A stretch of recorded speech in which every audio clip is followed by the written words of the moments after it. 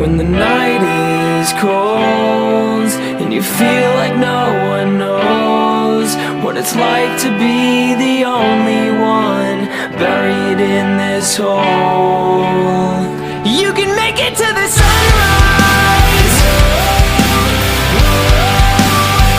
You can make it to the sunrise.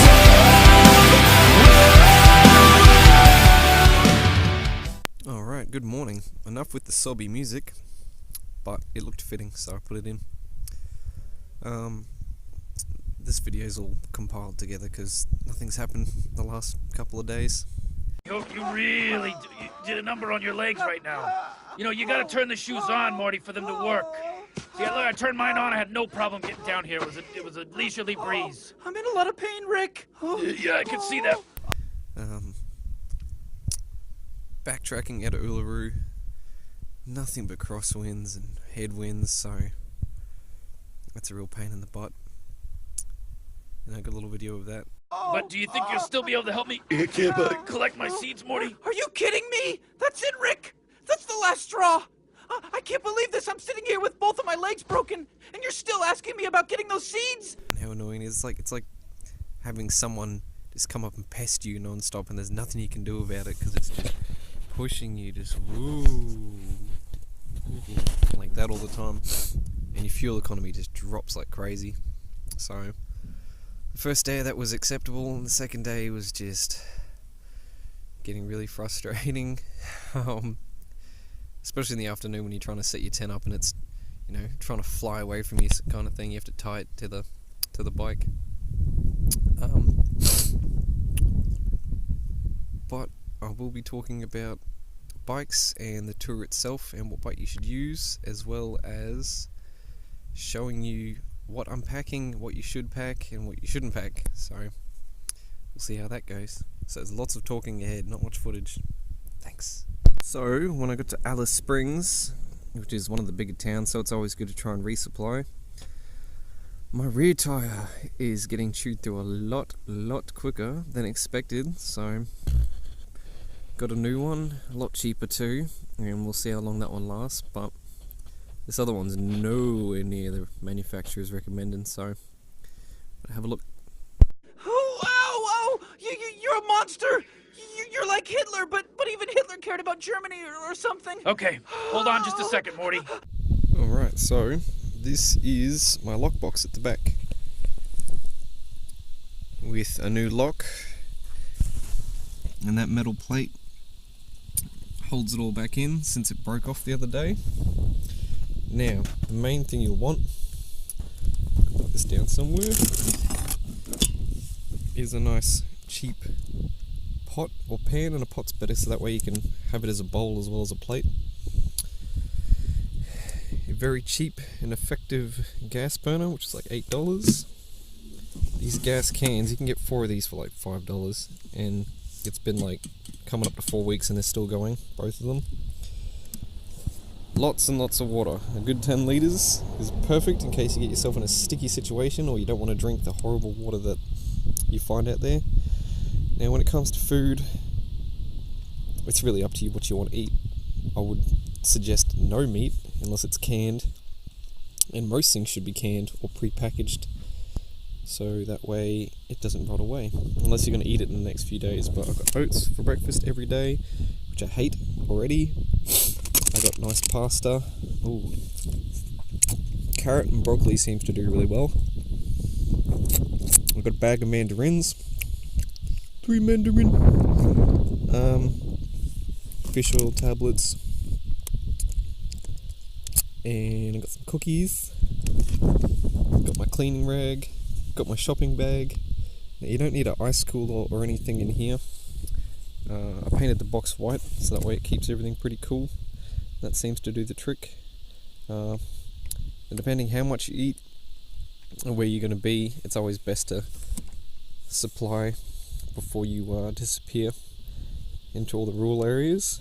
And you definitely save yourself a lot of money, but you, depending what size and what you're carrying,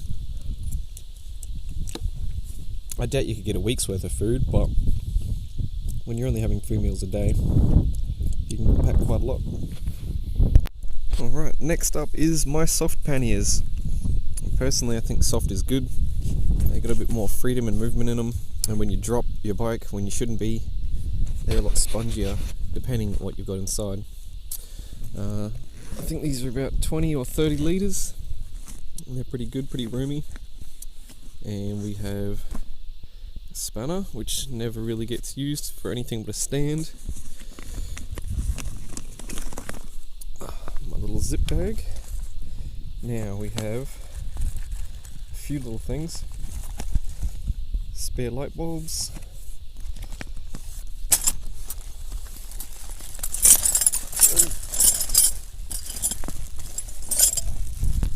Epoxy in case you need to seal some stuff up. I forgot what this little thing was, doohickey or something. Got your tyre irons in case you need to replace your tyre. A little ratchet, which I have all my heads for. Screwdriver, flat head. All my spanners. A multi-tool, very helpful, especially when you want to put the knife through your finger. That's always good fun. Next, my spare tube, and I think there's a sprocket in there, and a couple other knickknacks. Get yourself whatever jar you want, more fish oil that is.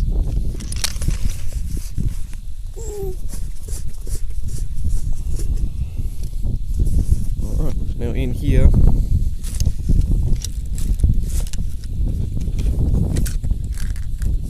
tyre puncture repair kit, and all of my heads for my sockets, spare bolts, anything you think you might need, Allen keys, so that's always helpful, and a very important thing you should always carry with you is nice thick cloth duct tape. This will save you so much trouble. Alright, we're going to right pannier now. Ratchet strap. You probably never need it until you do need it, when you want to tie your box down or strap your spare tyre to it. Cleaning rag. This thing is oily as anything, but when you're doing engine work or anything like that, you'll need it. Oh, what else do we have? Chain lube. It's your choice which one you want, but this one seems to do the trick. In a big old can, you will use it because you're going to be doing it every single day, especially if you're going in the dirt. Big old bag of, can't even see it. Protein powder. Because it was at home, I didn't want to leave it, so I just took it with me. And that you can keep sealed up pretty well. It seems to do the trick.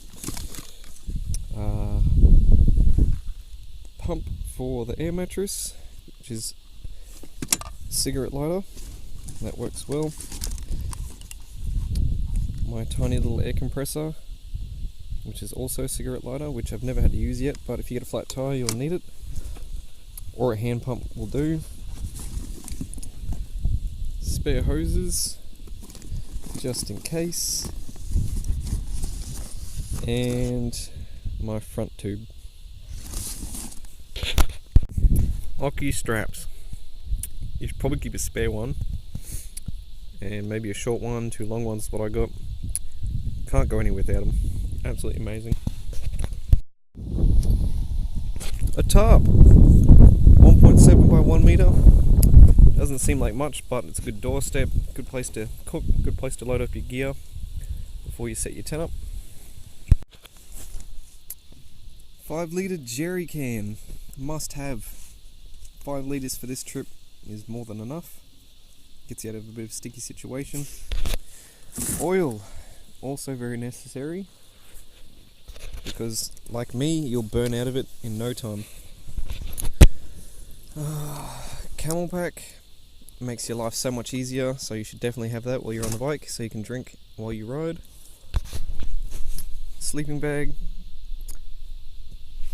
inflatable mattress, inflatable pillow, all very useful. When it comes to knickknacks, I have a torch, charging cable for the bike, phone, wallet, keys, all that kind of stuff, and my backpack, which is what I take travelling everywhere. Got my diary, it's not really that necessary. Backup charger, sort of necessary if you're watching lots of TV shows at night. First aid kit, necessary. Toiletries, necessary. Warm clothes and cold clothes, necessary. I got a beanie, way too many socks. I got a dry bag. Just all the standard things that you'd think you'd want to wear, even though I only wear 2 pairs of clothes all the time anyway, it seems, and just clean between them.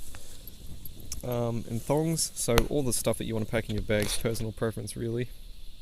So, with everything I showed you, necessary stuff is definitely fuel, oil, tools, water, but depending on your trip, you might be staying in a hotel or hostels or something all the time, and then you won't need a tent, and you won't need an air mattress or anything like that, but you will save a lot of money if you take that, and camp wherever you want really, especially on a motorbike. There's a lot more spaces you can hide out. Food, you should always take snacks even if you are going to be buying meals all the time, but again, you're saving a lot of money cooking your own food, even when you're buying gas and stuff like that, because you know they cost like nearly $1 a canister, so it's absolutely nothing. But basically just be prepared for the unexpected, you know, get ready to have flat tires in the middle of nowhere, get ready to get stuck in the middle of nowhere when you've taken a wrong road, get ready to be waiting on the side of the road for days on end in case no one comes past. Like, from what I've seen so far, you wouldn't be waiting more than a few hours for someone to come past, but you know, you always got to make sure you're ready. Zip ties, duct tape, all nice quick fixes. Epoxy, nice quick fix. So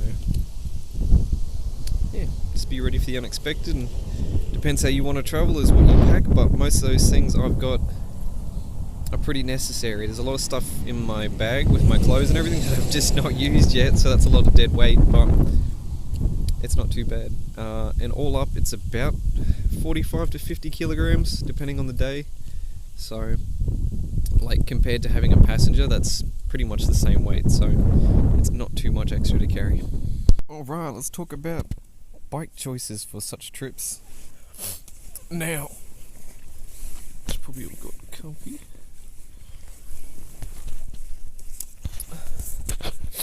First of all, it's personal preference what you want to ride. Like, that's what bikes are about, you know, it's what you like to ride. So, for me, as soon as I saw this bike when I went looking for adventure bikes, just fell in love, you know. Absolutely gorgeous looking thing, strong looking, and like the bike itself just goes through all hell every day and just doesn't care. But depends on the kind of trip you're doing. Are you doing any off-road sections? Because if you're not, the roads I've seen here so far, the fuel stops between, like the longest so far has been 260k. You have nothing to worry about. Like, if you want a super sport, if you want to do 200 the whole way around, you know, go for it. I've seen a couple other ones and it's not that bad. You just got to make sure everything's weighted up right. If you want a cruiser, you can do the same thing. So that right from the start changes everything. So you'd have to check your plans a little bit more on what routes you're going on, and then make sure the roads are good. Otherwise, if you're on a super sport and you hit dirt road with slick tires, you're going to have a bad time. So that really covers a big part of that.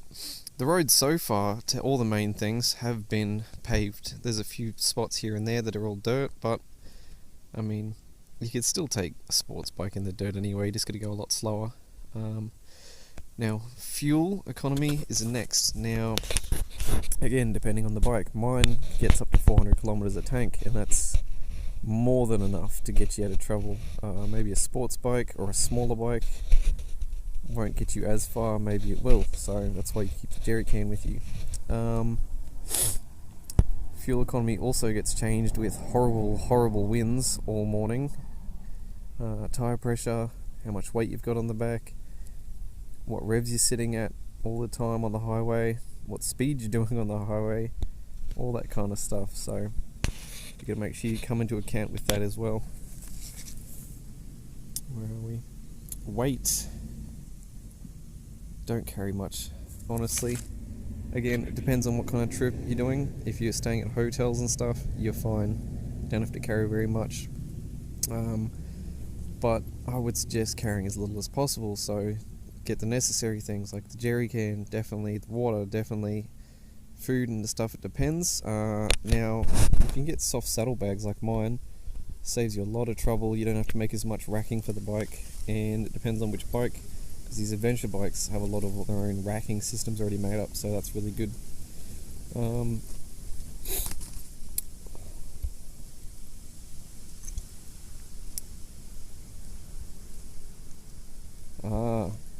Comfort.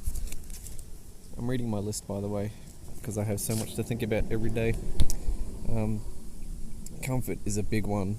Like, if you're doing 400 kilometers a day, that's not too bad kind of thing, but when you start hitting like up to 7s and above, that's when it starts getting a bit more painful, when you're just trying to get the road out of the way. So if you're on a sports bike and you're leaning forward on your wrists all the time and you've got the wind hitting you all the time, like, that's probably going to be a lot more draining than, say, a cruiser or an adventure bike where you can kind of lean back a little bit, but the wind's still going to hit you hard. So your seat as well, if you're sitting along for a lot of hours. I did put extra foam on mine, but my butt still gets really sore, so that you can't overly stop unless you want to buy a really expensive gel seat, and then even then you might still be in trouble. Reliability is the next one. So if you have some weird nice foreign sports bike or something like that, reliability might be a little bit down, because if you do break down, what parts do you have? You know, if you go through a river crossing or something that's really packed full of dust, like, is it that easy to pull the block apart on the side of the road? Now, when you've got a big basic carbureted single cylinder, that's not a problem. You know, you can drop the thing underwater, drag it back out, pull out the spark plug, drain it, kick it over, and it should be okay. But when you've got injectors on your bike, that's a different story. When you've got a 4-cylinder super sports bike, that's definitely a big problem. So that's going to be the fun part. So the simpler the bike, when it comes to the engine and being carbureted compared to fuel injected, that will save you a lot of hassle. Now, all bikes do need maintenance regardless. If you're going through dirt and dust, you got to make sure your bolt slip tighten back up, make sure your air filter box is all cleaned out, that your oil's always leveled up. But yeah, reliability comes into it. So how easy does it get parts? How easy is it to fix it on the side of the road? Stuff like that. Capabilities, again, goes on the type of trip you're doing. For me, my bike, she is very heavy, especially with all the gear on the back, but I was flying at 105 kilometers through the dirt and I had no troubles whatsoever, even when the tires are getting bald. So if you're doing that on a sports bike, maybe not the same kind of thing. On a cruiser, maybe not the same kind of thing, but when it comes to flying up through nice twisty mountains, a sports bike's obviously going to do a lot better. It's going to be a lot more fun, even though I still personally love my bike, and it still rips up through the hills, so that's always good.